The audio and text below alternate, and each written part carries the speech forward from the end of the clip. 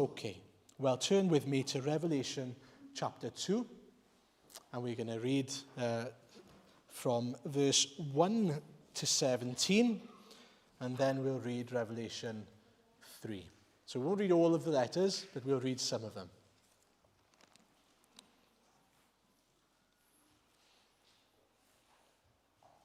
Revelation chapter 2. If you don't have your Bibles, the words are on the screen to follow. To the angel of the church in Ephesus write, these are the words of him who holds the 7 stars in his right hand and walks among the 7 golden lampstands. I know your deeds, your hard work, and your perseverance. I know that you cannot tolerate wicked men, that you have tested those who claim to be apostles but are not, and have found them false. You have persevered and have endured hardships for my name, and have not grown weary. Yet I hold this against you. You have forsaken your first love. Remember the height from which you have fallen. Repent and do the things you did at first. If you do not repent, I will come to you and remove your lampstand from its place. But you have this in your favor. You hate the practices of the Nicolaitans, which I also hate. He who has an ear, let him hear what the Spirit says to the churches. To him who overcomes, I will give the right to eat from the tree of life, which is in the paradise of God. To the angel of the church in Smyrna write, these are the words of him who is the first and the last, who died and came to life again. I know your afflictions and your poverty, yet you are rich. I know the slander of those who say they are Jews and are not, but are a synagogue of Satan. Do not be afraid of what you are about to suffer. I tell you, the devil will put some of you in prison to test you, and you will suffer persecution for 10 days. Be faithful even to the point of death, and I will give you the crown of life. He who has an ear, let him hear what the Spirit says to the churches. He who overcomes will not be hurt at all by the second death. To the angel of the church in Pergamum write, these are the words of him who has the sharp, double-edged sword.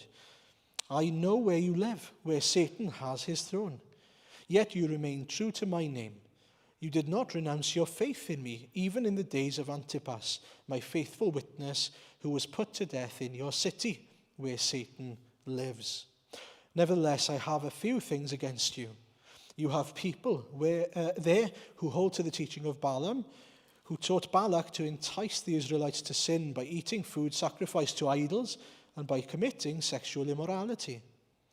Likewise, you also have those who hold to the teaching of the Nicolaitans. Repent, therefore, otherwise I will soon come to you and will fight against them with the sword of my mouth.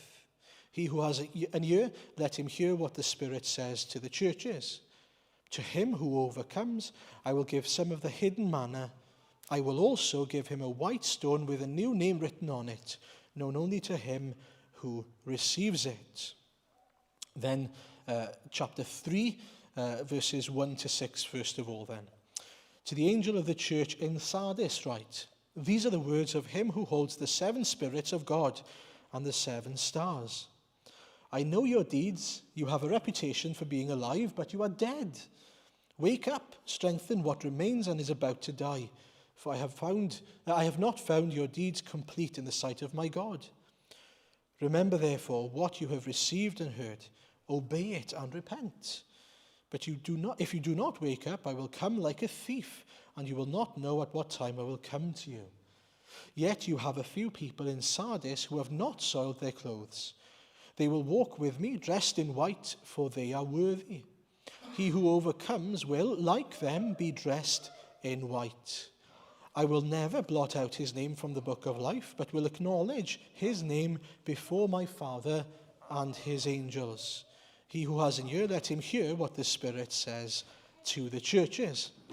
And then we'll jump to verse 14. To the angel of the church in Laodicea write, these are the words of the Amen, the faithful and true witness, the ruler of God's creation.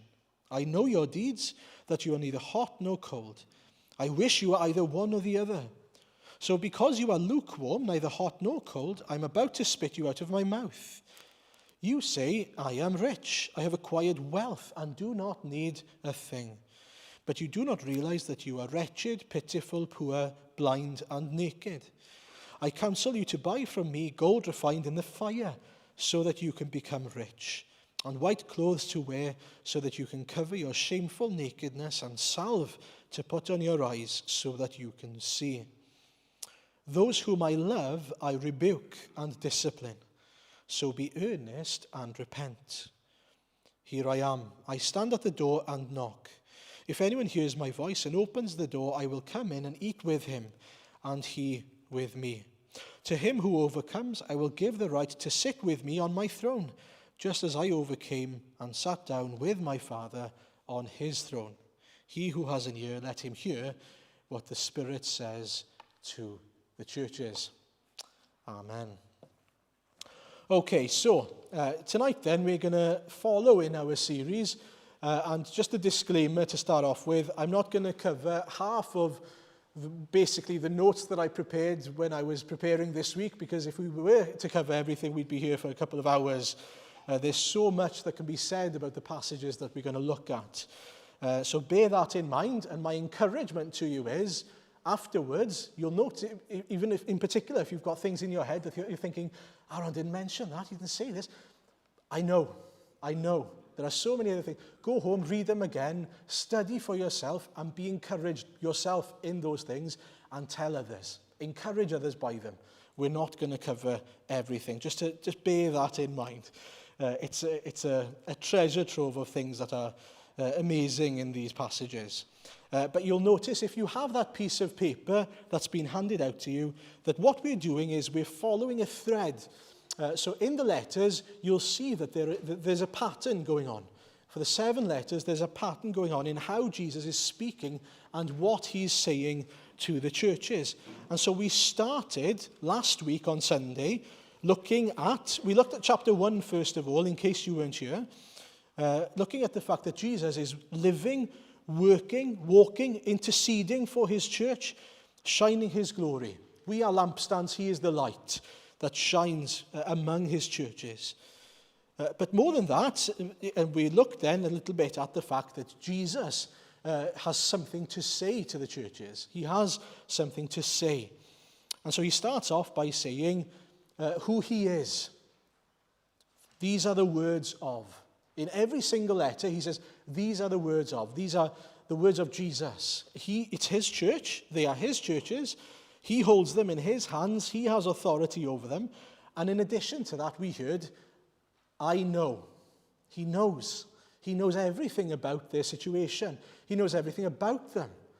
And that's both a comfort and a challenge and a warning to us in a way, dependent on how we are living, of course. And we saw that the differences to those who are afflicted and struggling and striving and finding life hard. He said, I know your afflictions. I know your poverty in life, but you're rich. But at the same time, he says, I know that you look like you're a living, active church, but in fact, you're dead. And so he knows all things about all churches. Now, today, we'll follow on, but remember, if you weren't in the studies this week, that we also looked at the portions there. So we looked at the issues that were raised in some of the churches, that they clearly weren't perfect, that there were things that needed to change. And we'll come to cover some things this evening again as well. But it's amazing how, things are so bad that Jesus makes a point to say, these things are so bad in your church that they need to change. He points them out to them. And tonight we look at the solution to those problems.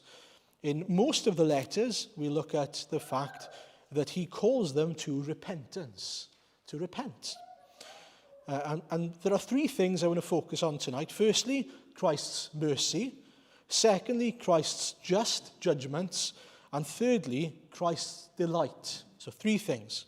And I'll remind us as we go through them. Firstly then, Christ's mercy. How do we see Christ's mercy in his call to repent? You might turn to me and say, well, hang on, Aaron, how can you say Jesus is being merciful here? He's calling them out on sin, he's giving warnings, and he's saying, repent, repent, repent, repent. How can that be merciful? Well, imagine seeing a child playing about in the sea. They're enjoying themselves, but they don't realize as they play in the sea that they're being drawn out by the tide, by the current. And as they play, I don't know if you've ever had this experience, but I remember when I was a child, my dad used to put a cricket stump with a piece of clothing on it, like a flag, basically. And he'd put it there where they were, and he'd say to us, well, you can go and play in the sea, but remember, that's the flag. And you look at the flag, okay? You keep your eye on the flag, always on the flag. And the point was, before you knew it, you got carried away in the sea playing, and you forget to look at the flag. And all of a sudden, you're way off, and you're in danger of being carried away completely into the sea. Now, if my dad is merciful to me, what will he do? He'll shout at the top of his lungs, and he'll tell me, this is where I am. Look at how far you've gone away from the flag. Come back. And that's exactly what we see Jesus doing here. Exactly what we see him doing. He is being merciful because he loves his children so much that he doesn't want them falling into sin, falling into a pattern where they're going to be drawn out by the world.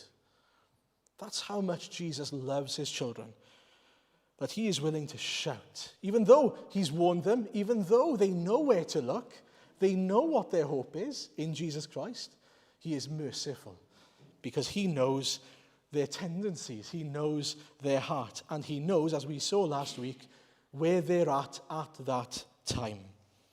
And so we see it here. We see it in particular with the church in Ephesus. He actually tells them, consider how far you've fallen. Consider how far you've been drawn out by the tide or by the current. But Jesus is merciful in doing that. It's not harsh that Jesus is telling us to see our sin. It's not harsh. It is the love of Jesus that compels him to tell us, look at how far you have strayed. Look at where you're going. You've lost sight of Jesus. You've lost sight of your hope. You've lost sight of the anchor that is Jesus Christ himself. You've been drawn away by the things of the world. Praise the Lord that he doesn't say, well, the flag's always there. They know the flag is there. Imagine if you just say, well, the flag is there. The way, well, Jesus, the gospel's there, the truth is there. No. He convicts. By his Spirit, through his word, he convicts us of sin. He is appealing to us. He goes out of his way to call us back. Not that we are crawling back to him. And that shows us the mercy and the grace of Jesus. In 3 places in particular, I think he says, consider how far you have fallen and repent. And then he says, wake up. And then he says, be earnest and repent. Isn't that interesting? There are appeals here, appeals to come back. And a repentance is a changing of direction, a U-turn. Rather than going one way, you go another. A change of heart and of mind. And this is what he's calling us to do. Come back to me. And it speaks of the mercy of Jesus Christ here. Firstly, do you see that his conviction and his call to repentance, if you are in sin, is a sign and a display and evidence of his mercy? You might be angry with the Lord for calling you to repentance, but he is merciful in doing so. And secondly, remember that as we call others to do the same thing. If you love someone, you will tell them the truth and you will rebuke them. That's exactly what Jesus says in chapter 3, verse 19 to the Laodiceans. He says, those whom I love, I rebuke and discipline. If I love my kids, I'll keep them safe And I'll draw them back by telling them the truth and by showing them that they are going wrong. And the same applies within the church, as Jesus deals with us, but even as we deal with one another, by the way, in grace and in love, that we should be humble enough to even be willing to receive rebuke from each other, which is a real challenge, isn't it? But it is part of being the church. And so I have to say it as part of the series, What is Church? Are we willing to humble ourselves before one another, even to receive rebuke, as the Lord directs, of course? And so the wonderful thing here is that the Lord is merciful in calling us to repentance. But he's merciful in another way as well, because there are other churches who are not called to repentance. That we shouldn't read that as if he's saying to those churches they're perfect, by the way. It's not that, but their sin isn't in the same way leading them from Christ. When they sin, they are repenting and they're coming back to the Lord. These people are sinning and they're unrepentant. That's why he's calling them to repentance. And so the others are not called to repentance, we assume, because they are repenting already. But the churches who are not being rebuked, it is really interesting, they are going through trials. They're going through times of difficulty and suffering. I can't say that with authority, but it's interesting today that the persecuted church don't seem to be having the same problems as us when it comes to doctrine and when it comes to being all out for Jesus. Now, that's not to say that we should pray for persecution, of course not, but it does tell us something about how when we're forced to make a decision that you either stand or you don't. But anyway, what does Jesus say to them? How is he merciful to those people, these people who are poor, afflicted, who are maybe tired, anxious, who are perhaps lacking in faith? Well, he says to them, do not be afraid. Carry on. Keep on going. Keep going and hold on. It's interesting that he says hold on multiple times. Hold on to what you have received. And I find that really significant. Imagine, it's a little bit like Jesus and the parable of the pearl, if you remember. Someone goes, they see a big pearl and they sell everything in order to get that one big pearl. But perhaps then you go, oh, do you know what, this pearl is heavy. This pearl is so valuable, I'm quite anxious because I'm holding this heavy, valuable pearl and Satan is trying to steal it from me all the time. There's a certain weight to it and a certain responsibility now. I wonder, should I go back to having the stuff I used to have rather than this valuable pearl? But Jesus says, no, hold on to what you have received from me. Hold on to the gospel. Hold on to the Lord Jesus. Because what you had before carries the weight of condemnation, of judgment, of a Jesus-less existence, which is horrific. It doesn't compare. And so here, he encourages them. He is merciful in reminding them, even when they're anxious and lacking in faith, hold on, keep going. Don't give up. And he says the same to us today, doesn't he? Hold on, keep going. Don't give up.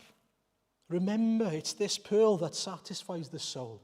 It's knowing Jesus that gives satisfaction, that gives fullness of life. Nothing else compares. Sometimes we sing the song, don't we? When I fear my faith will fail, Christ will hold me fast.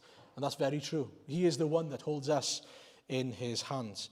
But at the same time, Jesus is making an illustration here that he has given us something valuable in the gospel.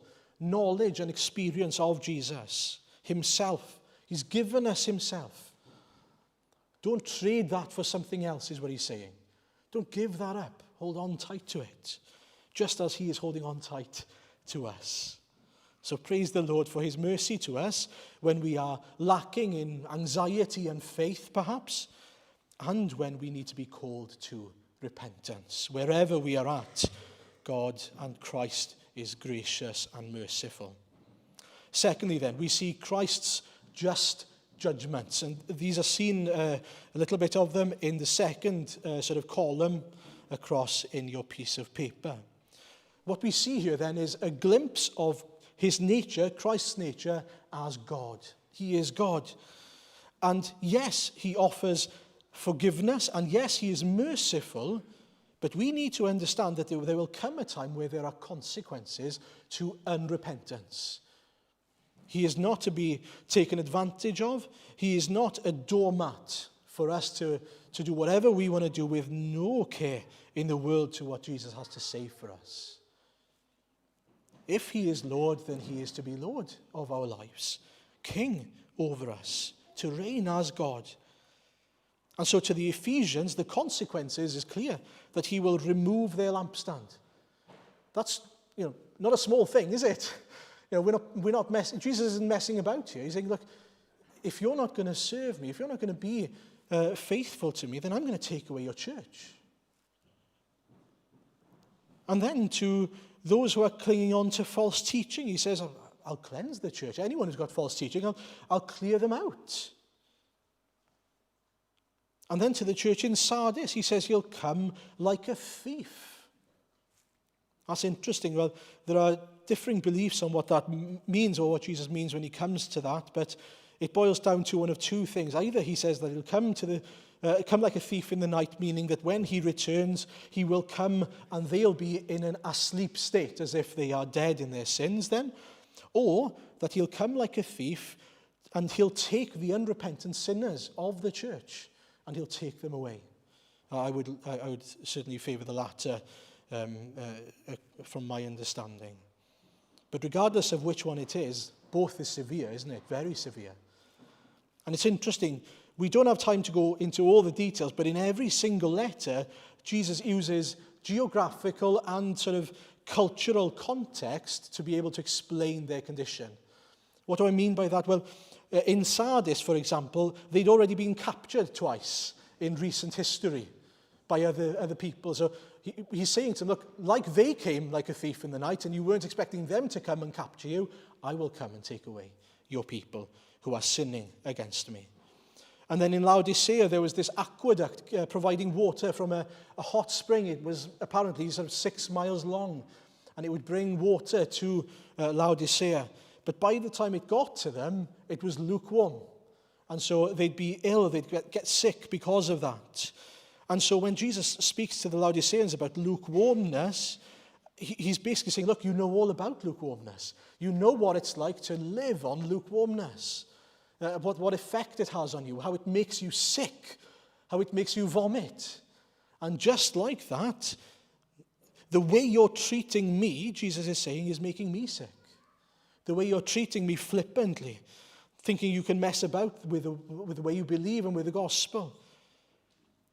They talk about being Christians, they talk about being a church and serving Jesus, but their hope was in material things. They were living and relying on, clearly, wealth and prosperity. And they were even boasting in it. And so the Laodiceans knew about that. And then in Laodicea, they also knew about the things that Jesus mentions there. If you look at chapter 3, verses 14 onwards, you'll see, maybe not 14 onwards, but look down to verse 18. And there he mentions some things, doesn't he? He mentions salve or cream that brings healing for the eyes. He mentions wool and he mentions jewelry. 3 things, 3 trades that they were known for in the area of Laodicea. And what Jesus said, he uses those things. I know all about those things. I know what you're boasting in. I know what you're treasuring, but you're treasuring the wrong things. Rather than those things, you need to treasure and rely on the spiritual equivalent to these things. Do you see what he's doing? I counsel you to buy from me gold refined in the fire so that you can become rich. Not earthly gold, but spiritual gold. And white clothes to wear so that you can cover your shameful nakedness, the righteousness of Jesus. And salve to put on your eyes so that you can see the work of the Spirit. And so he's using those illustrations to point out, look at how far you've fallen. Look at what's happened. Look at what you're relying on and boasting in, rather than relying on and boasting in Christ. And again, it reminds us nothing gets past Jesus.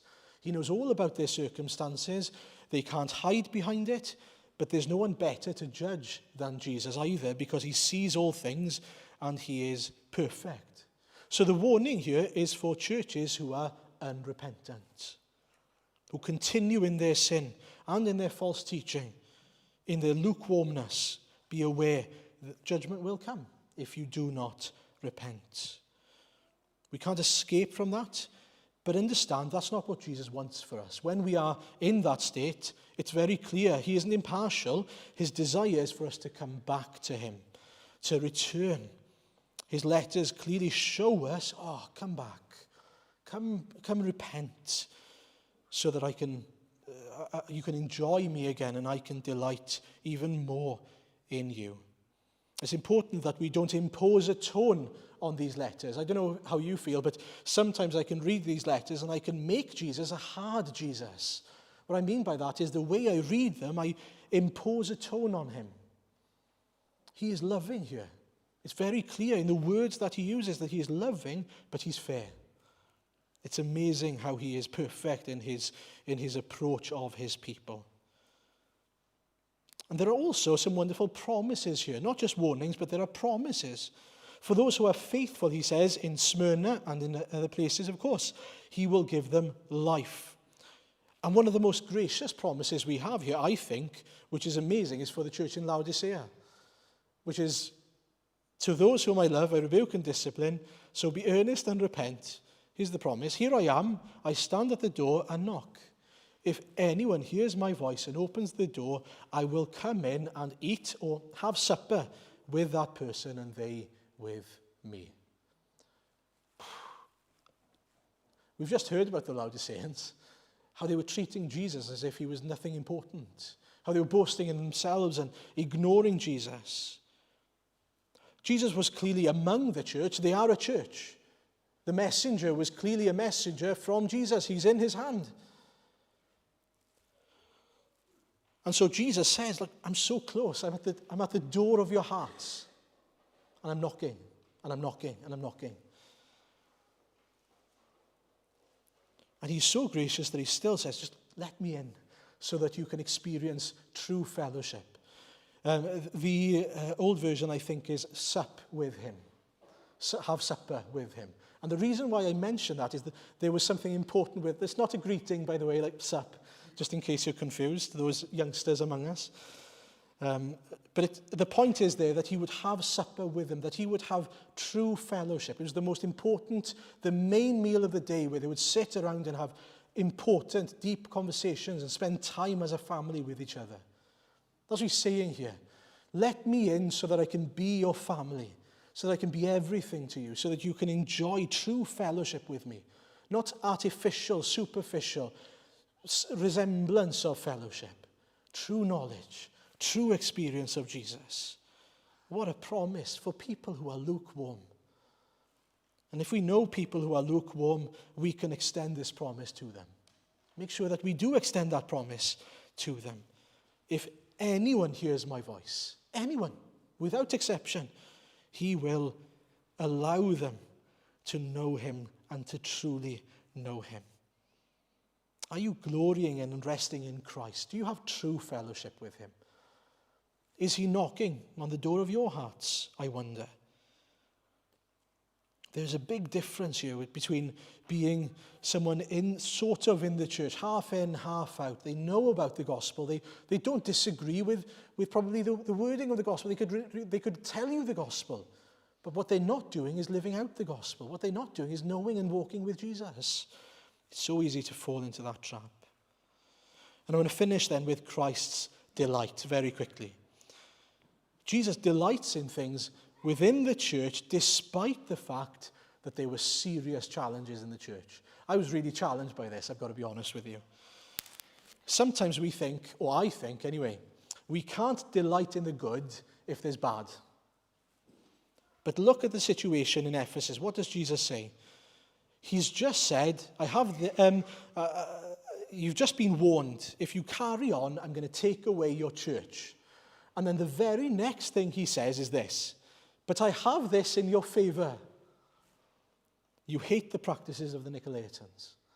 I love that. I absolutely love it. And it's very difficult at the same time.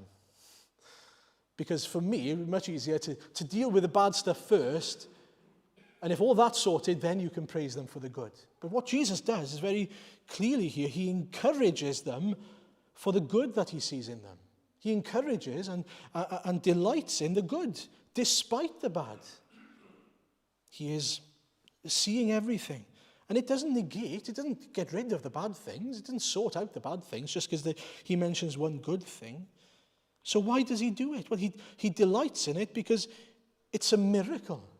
It's a miracle that people who were once dead can now see false teaching, who can see the truth of God's word. That's a miracle. That's a work of the Holy Spirit. And we praise God for it. We delight in it. You see, sometimes we can forget to praise God and to glory in the work that he's already done because we're striving for perfection now. Now, perfection will come one day, but we're not there yet. But while we are working towards something, maturity, to the purposes of God, we need to remember there were good things in the church in Ephesus. And Christ was glad of it. I find myself not being able to delight in things sometimes because I'm focusing on the bad. Now, it's good to know that those things exist, but at the same time, we praise God for what he has already done. And then in Sardis, there were some who had soiled their clothes, he says. They'd made themselves dirty. But at the same time, Jesus sees those who are faithful among them, those who haven't soiled their clothes. And so in verse 4 there, he says, this is in chapter 3, verse 4, "Yet you have a few people in Sardis who have not soiled their clothes, who have not dirtied themselves in the sin of the world. They will walk with me dressed in white, for they are worthy. The one who is victorious will, like them, be dressed in white." And isn't that amazing? I think that's amazing. Because he points out that there's some bad in the church, but he also sees that there are some who are faithful in the church. You're not guilty by association, in other words.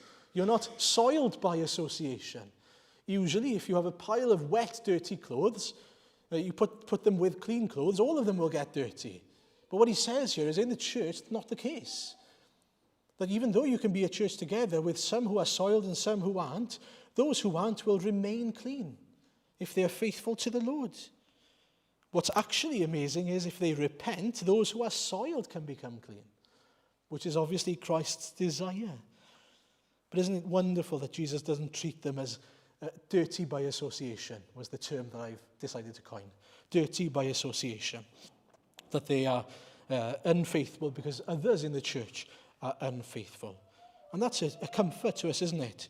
We can pray for people, we can live among people who are living differently to us, and perhaps we feel they are living as if they are unrepentant. But that doesn't make us dirty. They can even be in the same church as us, and it doesn't make you dirty. We can pray that the Lord would deal with them as he sees fit. And leave it to the Lord, because he's the only one who can ultimately change their hearts. Now, hopefully, all these things remind us and encourage us, because surely we want to be a church that Jesus delights in. That we want to be a church where Jesus would have something good to say about us. Not because we are good, but because he's done a good work in us, by the way. But that we can look at ourselves and we can delight in what Jesus has already done. Not that we're saying, oh, look at us, look at what we've done, because we haven't done it. That we can say, praise the Lord that in his grace he has brought us this far. That he's given us life, that he's shown us the truth of his word, that we delight in it, that we love one another, that we build one another up. Isn't it wonderful to think that Jesus can look at Pennywell Church and delight in some things in it? Pray that he would delight in most of it one day. It's hard to know, isn't it? What does Jesus see when he looks at our church? I asked the question last week. What does he see when he looks at our church? I'm not going to answer that question. That's something we need to pray for and ask the Lord to reveal to us in his grace. But praise the Lord that he is merciful and gracious to his church. Praise the Lord that he is just in the way he judges his church. And praise the Lord that he delights in his church, despite our failings, for his glory. Amen.